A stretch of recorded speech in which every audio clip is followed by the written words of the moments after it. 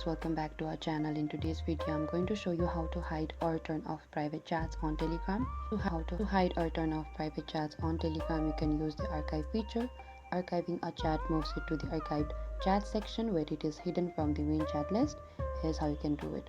First, open a Telegram app, and from here we need to simply press one of the account like this, and in the top right corner there's this three dot icon. Select that and tap on the archive option, and it is an archived, and in the top we could see the archived chats.